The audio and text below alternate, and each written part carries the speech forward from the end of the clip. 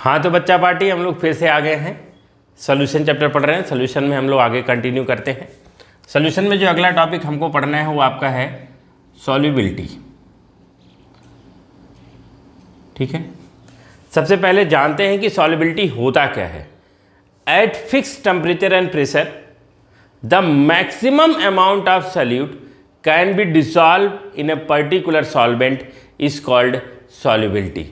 At fixed temperature and pressure, at fixed temperature and pressure, the maximum amount of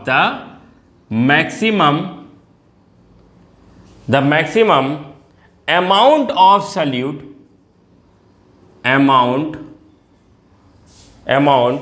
of solute can dissolve in particular solvent। किसी particular solvent में किसी भी solute का जो maximum amount dissolve हो जाता है उसी को हम लोग क्या कहते हैं, सॉल्युबिलिटी कहते हैं। अब जो हमने आपको पहले भी बता रखा है कि हमारा जो सिलेबस है उसमें जो सॉल्युबिलिटी बताया गया है वो आपका केवल लिक्विड सोल्यूशन के बारे में हम लोग डिस्कस करेंगे। मतलब सॉल्यूट सॉलिड भी हो सकता है, लिक्विड भी हो सकता है, गैस भी हो सकता है, बट सॉल्वेंट हमेशा क्या होगा, आपका लिक्विड होगा। अब हम लोग जो पढ़ने जा रहे हैं, जो सबसे पहला टॉपिक जो पढ़ने जा रहे हैं वो हम लोग पढ़ने जा रहे हैं सॉल्युबिलिटी किसकी, सॉलिड इन लिक्विड। किसी भी सॉलिड को जब लिक्विड में डिसॉल्व करते हैं तो क्या क्या कंडीशन होते हैं, कौन कौन से फैक्टर इन्वॉल्व होते हैं कि सॉल्युबिलिटी को बढ़ाया जा सके। क्योंकि मोटिव हमारा सॉल्युबिलिटी कम करना नहीं है, बिल्कुल दिमाग में रखना। मोटिव ये है कि किस कंडीशन में मैक्सिमम अमाउंट में सॉल्यूट आपका सॉल्वेंट के अंदर प्रॉपरली क्या हो जाएगा, आपका मिक्स होके एक यूनिफॉर्म मिक्सचर बना के तैयार कर ले। तो वो कंडीशन हमको देखना है, वन बाय वन समझना है। पहले समझना है solid in liquid. Solid in liquid का बहुत बेहतरीन फ्रेज लिखा है कि भैया चोर का दोस्त चोर होगा और ईमानदार का दोस्त ईमानदार होगा। जैसा आप जानते हो, जैसे क्लास में आप देखिए, जब किसी क्लास में हम लोग एंटर करते हैं, कोई आप सपोज करिए आप स्टूडेंट तो हैं ही हैं, आप एक क्लास में एंटर किए, अगर आप थोड़ा चंचल स्वभाव के हैं, बदमाश हैं, दुष्ट नहीं कहूँगा, थोड़ा चंचल स्वभाव के, तो आपको पता लग जाएगा इस क्लास के कौन से बच्चे चंचल स्वभाव के हैं। पहले दिन तो नहीं, लेकिन दूसरे तीसरे दिन से आप उन्हीं के साथ बैठोगे, उन्हीं के साथ आपकी दोस्ती हो जाएगी, उन्हीं के साथ उठना घूमना टहलना सारा कर्म कांड आपका उन्हीं के साथ होना क्या हो जाएगा, आपका स्टार्ट हो जाएगा। इसी को यूज़ किया गया है इस चैप्टर के अंदर। सॉलिड इन लिक्विड में सॉल्युबिलिटी का क्या यूज़ किया गया है, लाइक डिसॉल्व इन लाइक। जो जैसा रहेगा वो उसी में जाके क्या हो जाएगा भैया, डिसॉल्व हो जाएगा। सिंपल सी बात है ना, लाइक डिसॉल्व इन लाइक। इसका क्या मतलब है, इसका मतलब यह है कि जो हमारा सॉल्यूट है वो सॉल्वेंट है, उसका पोलर नेचर भी होता है और नॉन पोलर नेचर भी होता है बेटा। पोलर नेचर भी होता है, नॉन पोलर नेचर होता है। अगर हमारा पोलर सॉल्यूट है, ध्यान में रखिएगा, पोलर मतलब जिसका परमानेंट डाइपोल मोमेंट होता है। अगर आपका पोलर सॉल्यूट है तो आपका पोलर सॉल्वेंट में ही डिसॉल्व होगा, डिसॉल्व इन पोलर सॉल्वेंट। और अगर हमारा नॉन पोलर सॉल्यूट है तो नॉन पोलर सॉल्यूट डिसॉल्व होता है नॉन पोलर सॉल्वेंट के अंदर। ये बात आपका लाइक डिसॉल्व इन लाइक से समझ में आता है। कोई भी पोलर सॉल्यूट नॉन पोलर में डिसॉल्व नहीं होगा, कोई non polar solute polar solvent में डिसॉल्व नहीं होगा। ये बात आपको क्रिस्टल क्लियर हो जानी चाहिए कि polar in polar, non polar in non polar, like dissolve in like. ये आपको अच्छे से पता होना चाहिए कि जब हम किसी पोलर को पोलर में डालेंगे तभी डिसॉल्व होगा, तभी मिक्स होगा, तभी बॉन्डिंग होगा, तभी होमोजेनियस बनाएगा। इसके अलावा आपको ये बात अच्छे से समझ में आना चाहिए, आपका ये इसमें नहीं जाएगा, ये इसमें नहीं जाएगा। समझ गए कि नहीं, इतना आप इसको नोट करिए बेटा। अब आप यही सोच रहे होगे सर कि जैसे हमने नैफ्थलीन ले लिया, एंथ्रासीन ले लिया, इसको बेंजीन में डालेंगे तभी डिसॉल्व होगा बाबा। क्योंकि आपको पता है कि नैफ्थलीन हो गया, एंथ्रासीन और नैफ्थलीन को बॉल देखा होगा आपने, उस बॉल को अगर बेंजीन में डालोगे तो डिसॉल्व होगा। क्यों? क्योंकि दोनों नॉन पोलर हैं। अगर उसी बॉल को हम लोग कहाँ डालते हैं, वाटर के अंदर तो सॉल्युबल नहीं होगा, क्योंकि वाटर आपके एक पोलर सॉल्वेंट है। तो पोलर सॉल्वेंट के अंदर पोलर सॉल्यूट ही डिजॉल्व होगा, है ना। पोलर के अंदर नॉन पोलर की कोई एंट्री नहीं है। सब जगह सब लोग नहीं जा सकते हैं भाई, उसका कुछ ना कुछ रीजन होता है। रीजन ये होता है कि एक जैसे लोग ही आपस में डिजॉल्व होने का मतलब होता है आपस में बॉन्ड बनाना भाई, आपस में मिक्स होना। तो सब लोग सब से बॉन्ड नहीं बना सकते। अगर सब लोग सबके साथ बॉन्ड बनाने लगेंगे तब तो मामला बहुत गड़बड़ हो जाएगा भाई। आने वाले समय में आपको क्या हो जाए कि आप बहुत अच्छे स्वभाव के हो, आपके दिमाग में बिल्कुल भी चोरी ऐसी कोई गंदी आदत नहीं है, लेकिन आप सबसे डिजॉल्व हो जा रहे हो, तो अचानक क्या दिक्कत आएगी? आपको दिक्कत आएगी कि आप के साथ ऐसे लोग जुड़ जाएंगे जो आपके लिए बिल्कुल भी बेनिफिशियल नहीं होंगे। पानी के साथ तो यही समस्या है। पानी लगभग लगभग है तो पोलर, उसमें कोई डाउट नहीं है, लेकिन वो बहुत लोगों को अपने अंदर समा लेता है। ऐसे नॉन पोलर सब्सटेंस के साथ भी थोड़ा थोड़ा इंटरेक्शन कर लेता है। ये थोड़ा इंटरेक्शन बहुत गंदा है। इसीलिए जब आप देखे होगे, कभी भी आपने नहीं पढ़ा होगा किसी और चीज़ का pollution, water pollution. Y water pollution? क्योंकि वाटर ऑलमोस्ट सबको थोड़ा थोड़ा अमाउंट में अपने अंदर क्या करता है, डिजॉल्व करता है। पोलर के साथ तो बहुत मजे से रहता है, लेकिन नॉन पोलर के साथ भी कोई परहेज नहीं है, थोड़ा बहुत बॉन्डिंग बना के एसोसिएट हो जाता है। तो जिंदगी में कुछ भी बनना बेटा, पानी नहीं बनने का। पानी बनने का तो पानी गंदा हो जाएगा, पॉल्यूशन खत्म नहीं होता है, समझ लीजिए। दुनिया खत्म हो जाएगी, सृष्टि खत्म हो जाएगी, लेकिन पॉल्यूशन खत्म होने का नाम नहीं लेना है। तो कुछ भी बनना, बट पानी नहीं बनना। अब हम लोग देखते हैं क्या क्या खेला चल रहा है डिसोल्यूशन में, सॉल्युबिलिटी में।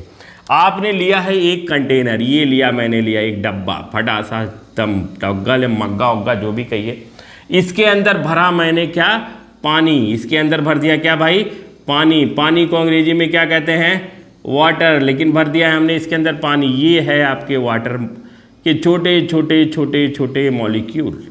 अब इसी मॉलिक्यूल के अंदर मैंने, एक ध्यान से समझिएगा, ये हमारा वाटर है जिसका अमाउंट फिक्स है। ये जब हम सॉल्युबिलिटी चेक करें तो टेम्परेचर भी फिक्स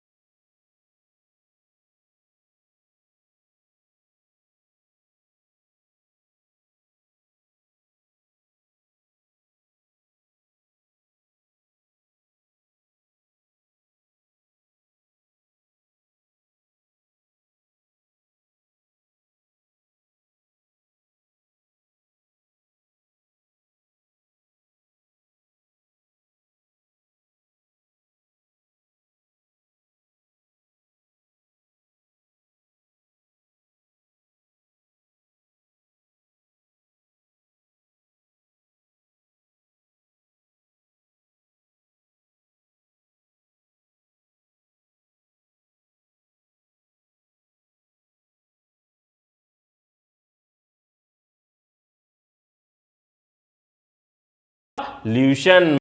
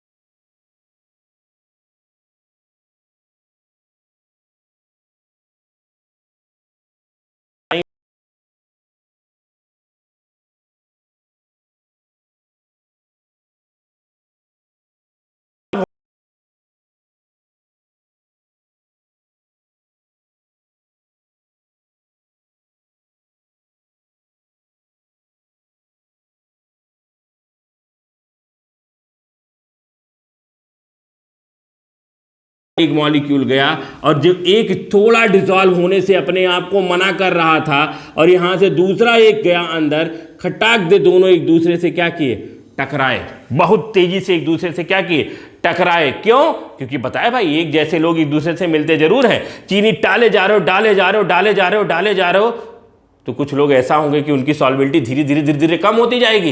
कम क्यों होती जाएगी? क्योंकि जितना मैक्सिमम स्पेस ऑक्यूपाई करना था पानी के अंदर भैया, मैक्सिमम लोगों ने उसके साथ बॉन्ड बना लिया। अब नहीं बॉन्ड बनने वाला है, अब नहीं बॉन्ड बनने वाला है, तो ये रुका हुआ है। बाहर से फिर से आपने ठकाक दिया, यहाँ मारा, ये तुरंत टकराया, एक सॉल्यूट मॉलिक्यूल दूसरे सॉल्यूट मॉलिक्यूल से टकराया, और टकराने के बाद क्या किया भैया, चलो एक साथ मिलके दोनों लोग कंटेनर के बॉटम में जाके क्या हो जाते हैं, डिसॉल्व, मतलब सेटल डाउन हो जाते हैं, कंटेनर के बॉटम में जाके सेटल डाउन हो जाते हैं। And that process is called crystallisation. इसी प्रोसेस को हम लोग क्या कहते हैं, क्रिस्टलाइजेशन कहते हैं। मतलब हो क्या रहा है कि some solute after some time, तुरंत नहीं, आफ्टर सम टाइम, डिसोल्यूशन के तुरंत बाद, some solute molecule collide, some solute molecule collide with other solid solute and क्या होने वाला है, and separate out is called crystallization। इसी को हम लोग क्या कहते हैं, क्रिस्टलाइजेशन कहते हैं। और डिसॉल्व होने को क्या कहते हैं, डिसोल्यूशन कहते हैं। और थोड़े समय के बाद आपके वही सॉलिड मॉलिक्यूल जो वाटर के अंदर डिसॉल्व हो रहे थे, वही फिर से डिसॉल्व होने से मना कर देंगे, और आपका क्या बन जाएगा, क्रिस्टल बन जाएगा। मतलब आप समझिए क्या कहानी चल रही है। यहाँ आपका जब मैक्सिमम अमाउंट में solute can be dissolve into the water, उसके बाद हो क्या रहा है, जैसे एक चीनी के टुकड़े को पानी में डाला गया, खटाक, नीचे जो थोड़ा बहुत डिसॉल्व नहीं होना चाह रहा था उसे टकराया फटाक, जब टकराया फटाक तो उससे क्या किया, उसको क्या किया, उसको कहा भैया तुम ऊपर आओ और मैं नीचे जाता हूँ। मतलब मैं नीचे जाता हूँ, मैं डिसॉल्व होता हूँ, और तुम ऊपर आके फिर से नीचे जाके सेटल हो जाना, तुम क्रिस्टलाइज हो जाना। मतलब हो क्या रहा है, एक जा रहा है डिसॉल्व होने, दूसरा सेम टाइम में हो रहा है क्रिस्टलाइज। एक मॉलिक्यूल डिसॉल्व, दूसरा क्रिस्टलाइज, एक डिसॉल्व, दूसरा क्रिस्टलाइज, एक डिसॉल्व, दूसरा क्रिस्टलाइज। मतलब 10 मॉलिक्यूल अगर क्रिस्टल बना रहे हैं तो 10 मॉलिक्यूल डिसॉल्व हो रहे हैं। मतलब जो जा रहे हैं वो डिसॉल्व हो जा रहे हैं, जो नहीं, जो पहले से प्रेजेंट हैं वो क्रिस्टल बन जा रहे हैं। फिर जो जा रहे हैं वो डिसॉल्व हो जा रहे हैं, जो पहले से प्रेजेंट वो क्रिस्टल बन जा रहे हैं। जो जा रहे हैं वो डिसॉल्व हो रहे हैं, जो पहले से प्रेजेंट वो क्रिस्टल बन रहे हैं। मतलब एक समय के बाद एक डायनेमिक इक्विलिब्रियम डेवलप हो जाएगा। मतलब आपका होगा कि आपने सॉल्यूट को सॉल्वेंट के अंदर डाला, जिस सॉल्यूट को सॉल्वेंट के अंदर डाला वो आपका बना लिया सॉल्यूशन, जिसको डाला वो बना लिया सॉल्यूशन, और जो पहले से प्रेजेंट है वो बन गया आपका सॉल्यूट। मतलब rate of dissolution and rate of crystallisation जिस समय आपका इक्वल होगा, उस कंडीशन में आपका एक डायनेमिक इक्विलिब्रियम डेवलप हो जाएगा। इस डायनेमिक इक्विलिब्रियम पे अगर और सॉल्यूट डालने की आप गलती किए तो आपका वो सॉल्यूट डिसॉल्व नहीं होगा। तो at dynamic equilibrium no more solute can dissolve is called saturated solution. ऐसे सॉल्यूशन को हम लोग क्या कहते हैं, सैचुरेटेड सॉल्यूशन कहते हैं। तो ये बात आपको बिल्कुल एकदम गंवार वाला काम नहीं करना है। आपको करना है कि भैया क्या कर रहे हैं, भाई क्या कर रहे हैं, लिख दे रहे हैं कि the solution in which no more solute can dissolve is called saturated solution. गलत। The condition at which rate of dissolution and rate of crystallization are equal, at that condition no more solute can dissolve is called saturated solution। फर्जी काम नहीं करने का आपको, गलत नहीं पढ़ने का आपको कि no more solute can dissolve is called saturated solution। ना बाबा ना, आपको पढ़ना एट कंडीशन, जब ये डायनेमिक इक्विलिब्रियम डेवलप हो जाएगा, rate of dissolution equal to rate of crystallisation, at this condition, अब गलती नहीं करने का, no more solute can dissolve, no more solute can dissolve, अब आपका सॉल्यूट डिसॉल्व नहीं होगा, इज कॉल्ड सैचुरेटेड सॉल्यूशन। इसी को हम लोग क्या कहते हैं, सैचुरेटेड सॉल्यूशन कहते हैं। सॉल्यूशन सैचुरेट हो गया और हाथ जोड़ के आपसे विनती कर रहा, भैया अब नहीं, अब मैं डिसॉल्व नहीं हो सकता हूं, अब डिसॉल्व होने के लिए कुछ हमारे लिए दक्षिणा चढ़ाओ। और वो दक्षिणा है फैक्टर अफेक्टिंग सॉल्युबिलिटी, कुछ तो देना पड़ेगा भैया, अब काम नहीं होगा, बिना कुछ दिए काम नहीं होने वाला है, तो अब आपको कुछ देना पड़ेगा, और जो देने की बारी आएगी उसको कहते हैं फैक्टर अफेक्टिंग सॉल्युबिलिटी। तो होपफुली आपको इतनी कहानी समझ में आ गई होगी। आप फटाफट इसका एक स्क्रीनशॉट लीजिए, फिर मैं आगे बढ़ता हूं। अब देखिए मुद्दा क्या है, मुद्दा यह है कि भैया सैचुरेट हो गया, मेरा कहानी सैचुरेट हो गया। इस सैचुरेटेड को टारगेट, अब टारगेट क्या है, सैचुरेटेड को अनसैचुरेटेड में कन्वर्ट करना है, अनसैचुरेटेड को में कन्वर्ट करना, मतलब चीनी को पानी में डाला, डालते गया, चाशनी उछनी बतासा बन गया, अब डिसॉल्व ही नहीं हो रहा है भाई, क्या करोगे? कुछ तो खेला होगा। जो आप सोच रहे हो 100% जो आप दिमाग में सोच रहे हो वही मैं भी बताने जा रहा हूं। आप सोच रहे हो गरम कर दें सर, गरम कर दें, क्या होगा? गरम करने से कुछ खेला होने वाला है, आप समझिए क्या होगा, आप समझिए। दो फैक्टर आपको समझना है, only 2 factors, factor affecting solubility, factor affecting solubility. पहला फैक्टर टेम्परेचर, दूसरा फैक्टर प्रेशर, दूसरा फैक्टर प्रेशर। अब आप भाई बहुत अच्छे से जानना है, ऐसा नहीं कि टेम्परेचर बढ़ा देंगे सॉल्युबिलिटी बढ़ जाएगी, गलत। टेम्परेचर बढ़ाने से सॉल्युबिलिटी घटेगी बढ़ेगी, वो कंडीशन पे डिपेंड करता है। कभी कभी आप देखिए जब सॉल्यूट ले लीजिए, जैसे आपने चूना ले लिया, चूने को पानी में डालते हैं तो क्या होता है, चूने को पानी में डालते हैं, पानी उबलने लगता है, गर्म हो जाता है एकदम से प्रोसेस। चूना डिसॉल्व हो रहा है, पानी गर्म हो रहा है, चूना डिसॉल्व हो रहा है, पानी गर्म, मतलब खटाखट खट खट खट खट पट, है ना, बल बुलबुल निकल रहे हैं, गर्मी निकल रही है आपकी, कार्बन डाइऑक्साइड पता नहीं क्या क्या हो रहा है, एकदम हाथ डालोगे जल के एकदम खत्म कहानी। तो चूने को पानी में डाला, कैल्शियम ऑक्साइड को पानी में डाला, पानी गर्म हो गया, क्या अब यहाँ टेम्परेचर बढ़ाने से काम चलेगा? क्या टेम्परेचर बढ़ाने से सॉल्युबिलिटी बढ़ेगी? यही सोचना है आपको, ये सोचना है कि जब सॉल्यूट को पानी में डालते हैं तो 2 बातें हो सकती हैं। पहली बात क्या हो सकती है? पहली बात हो सकती है कि डेल्टा एच जो सोल्यूशन, जो डेल्टा एच सोल्यूशन का है, मतलब इंथैल्पी चेंज ऑफ सोल्यूशन का, इंथैल्पी चेंज ऑफ सोल्यूशन का लेस देन 0 हो तो प्रोसेस कैसा होगा? एक्सोथर्मिक। और अगर मैं कहता हूं कि एंथैल्पी चेंज सॉल्यूशन का ग्रेटर देन 0 हो तो प्रोसेस क्या होगा आपका? एंडोथर्मिक। कुछ प्रोसेस में हीट एब्जॉर्ब हो रहा है और कुछ प्रोसेस में हीट इवॉल्व हो रहा है। जिस प्रोसेस में हीट इवॉल्व हो रहा है यहां solubility, greater solubility eight low temperature, eight low temperature solubility सबसे मस्त तब होगी जब टेम्परेचर कम होगा। ऐसा मैं नहीं कहता हूं, this is the Le Chatelier principle. आपको कमेंट बॉक्स में बताना है कि ली चैटेलियर प्रिंसिपल कहां पढ़ा, किस चैप्टर में पढ़ा है आपने, क्योंकि इक्विलिब्रियम पे बात हो रही। जब कहानी इक्विलिब्रियम पे आ गई है तो आपको थोड़ा सा इक्विलिब्रियम तो लगाना पड़ेगा ना बाबा, ली चैटेलियर प्रिंसिपल अप्लाई करना पड़ेगा। A process is exothermic then solubility increase at low temperature. Temperature जितना कम करे रहोगे सॉल्युबिलिटी उतनी बेहतरीन होने वाली है। तो प्रोसेस अगर हमारा एक्सोथर्मिक है, टेम्परेचर बढ़ाने पे सॉल्युबिलिटी घटेगी और टेम्परेचर घटाने पे सॉल्युबिलिटी बढ़ेगी। समझे? दूसरा समझते हैं, delta H is greater then 0, मतलब प्रोसेस आपका एंडोथर्मिक है। सबसे इसी पे ज्यादा ध्यान देते हो, मैक्सिमम यही मिलता है। कौन चूना डो डेली चूना पानी डाल रहा है, वो पेंटर थोड़ी ना हो आप, है ना। तो डेल्टा इज ग्रेटर देन 0 तो प्रोसेस क्या होने वाला है? Endothermic, the must condition, temperature increase solubility increase.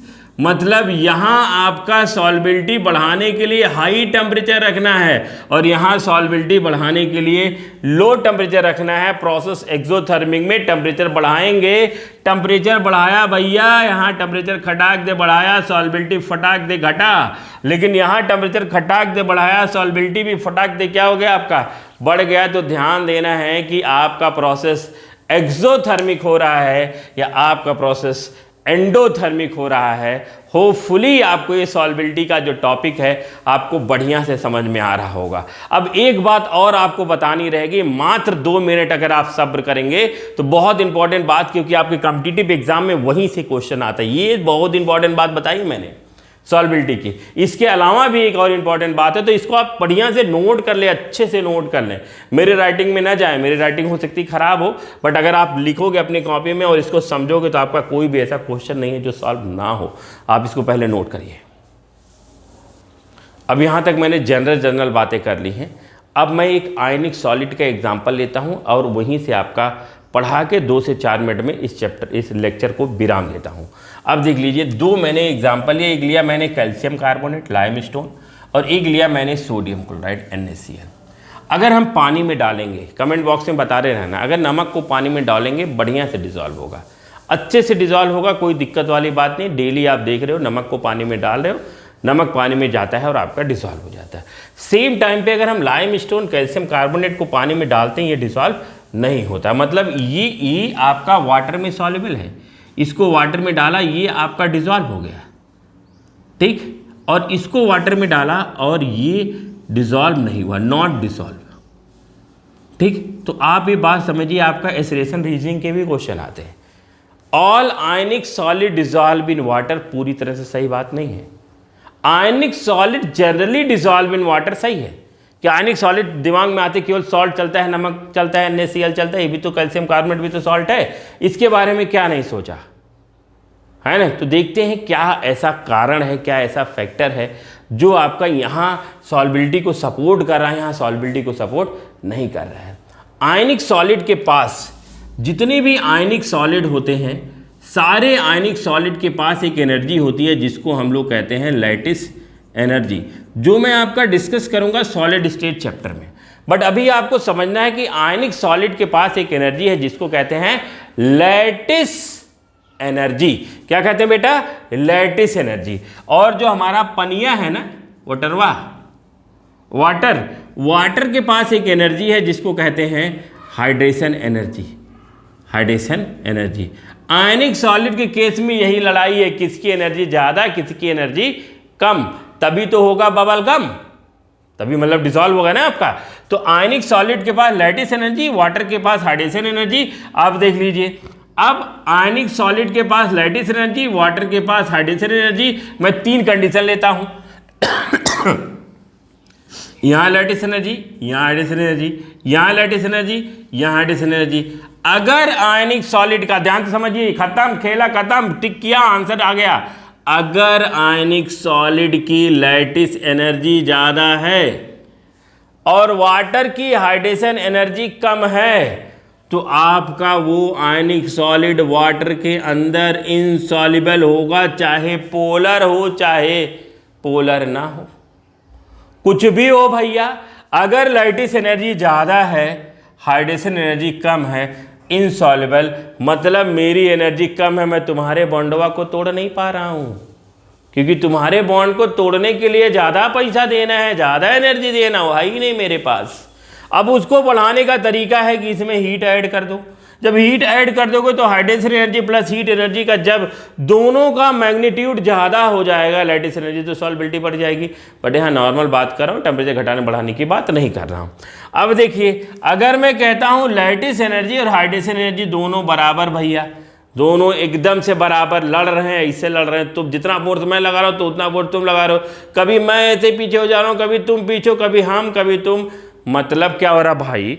मतलब पार्शियली सॉल्युबल, मतलब यहाँ आपका इनकम्प्लीट, मतलब पार्शियली सॉल्युबल, थोड़ा बहुत डिसॉल्व होता दिखेगा, है ना, पर आपको थोड़ा मजा आएगा। यहाँ तो बिल्कुल नहीं हो रहा, पत्थर पानी में डाला डिसॉल्व ही नहीं हो रहा। बट ये सबसे बेहतरीन कंडीशन, लैटिस एनर्जी लेस है, हाइड्रेशन एनर्जी ज़्यादा। बाबा मज़ा आ गया भाई, यही तो करना था मेरे को। हाइड्रेशन एनर्जी ज़्यादा था, लैटिस एनर्जी कम थी, आपका यहाँ मज़ा आ गया, यहाँ सॉल्युबल हो गया। तो मतलब अब कोई पूछे ना, आप गंवार नहीं हो क्योंकि लेक्चर अटेंड कर चुके हो, अब क्वेश्चन करने की बारी है। NaCl dissolve in water because their lattice energy is less than hydrate energy of water. और ये डिजॉल्व नहीं होता because their lattice energy is greater than hydrate energy. Sir कैसे डिजॉल्व करें? कुछ नहीं करना भाई, हाइड्रेस एनर्जी बढ़ाना है। कैसे बढ़ाएं? हीट करें, हीट करें, heat is energy, heat energy, heat energy, heat energy, heat energy, heat energy. एक समय बाद लाइट हाइड्रेशन हीट दोनों जब ऐड होंगे, एनर्जी की वैल्यू ज़्यादा हो जाएगी ना, फटाक दे आपका कैल्शियम कार्बोनेट डिसॉल्व हो जाएगा। तो होपफुली आपको सॉलिड इन लिक्विड पूरा बढ़िया से समझ में आया होगा। आप चाहो तो फिर से रिवाइज कर सकते हो, देख सकते हो। कोई प्रॉब्लम, कोई दिक्कत कमेंट बॉक्स में ज़रूर आप कमेंट करिएगा। तब तक के लिए थैंक यू वेरी मच।